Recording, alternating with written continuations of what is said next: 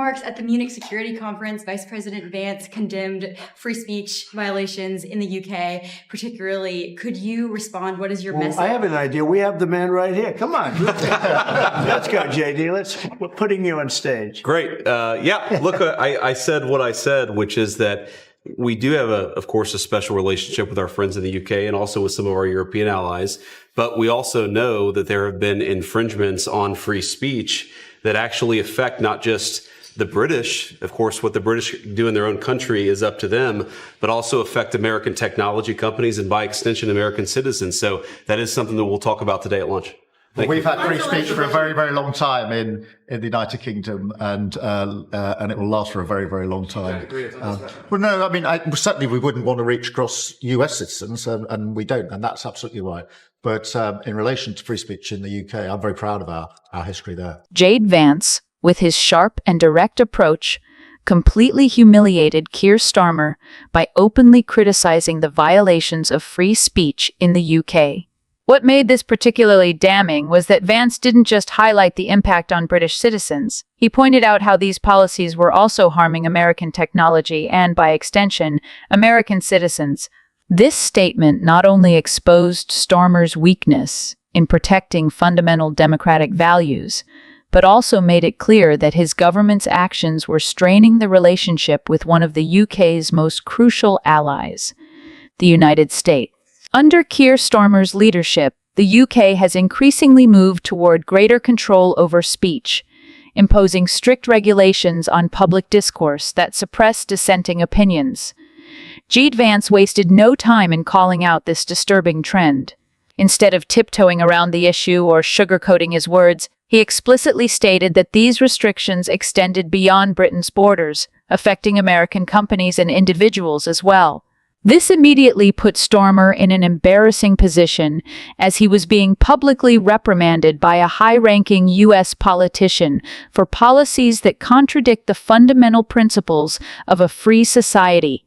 Vance's remarks also underscored the fact that Starmer isn't just failing his own people. His government's policies have become a cause for concern on the global stage. When a U.S.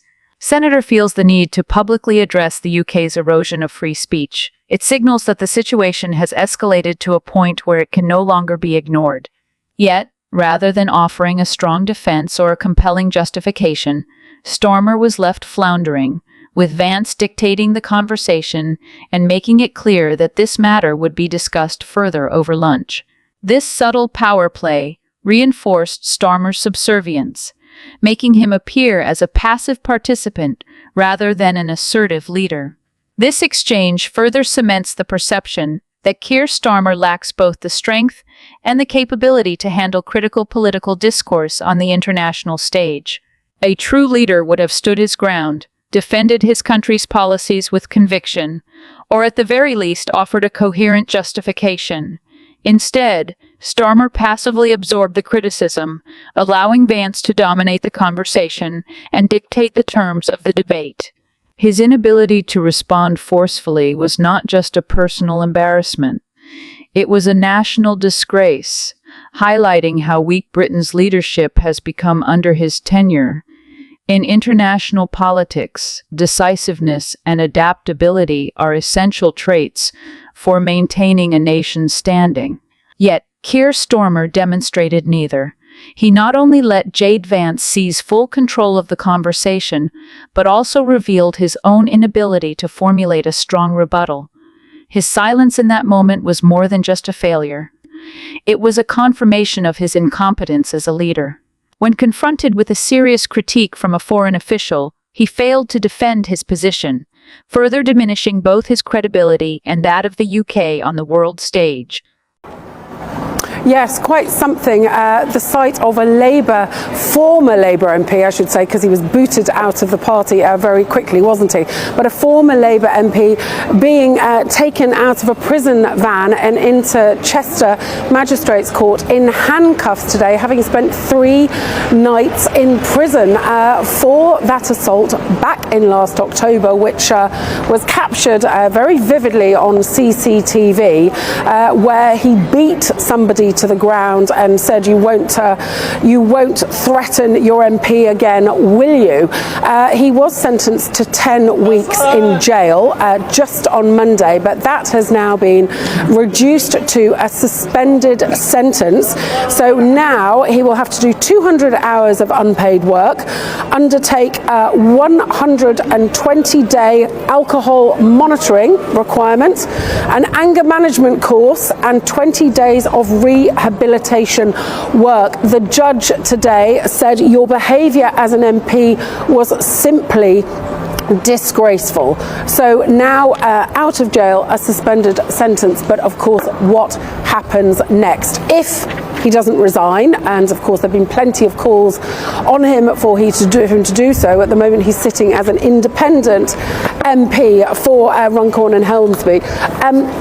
But if 10% of his constituents sign what's called a recall petition, they can force a by-election in his constituency. Now, I would say that was highly likely to happen. If that happens, it could be that Labour's majority of about 15,000 in this seat just last July could disappear in a puff of smoke, because Reform were second in July. Since then, of course, Labour have absolutely plunged in the polls and Reform have surged. So could it be a victory for Reform? That would be a huge humiliation for Labour so early into this new government, and a bit of a triumph for Reform if it happens. And I think that's partly why figures like Jonathan Ashworth, a previous Labour big beast who might be interested in coming back, saying that they're not going to run in this seat at the moment if and when that by-election happens.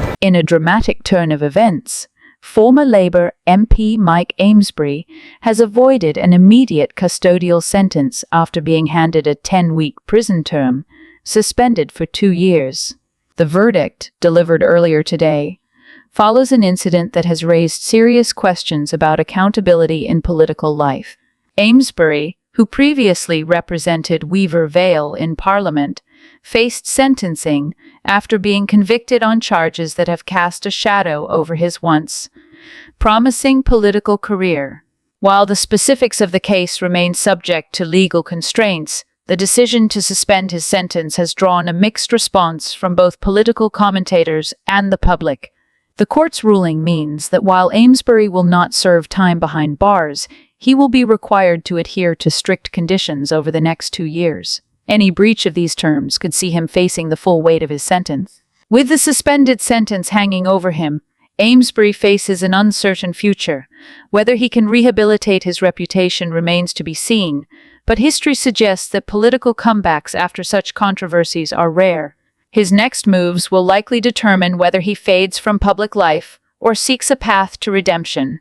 For Labour, this episode serves as yet another reminder of the scrutiny that public officials face and the importance of maintaining public trust.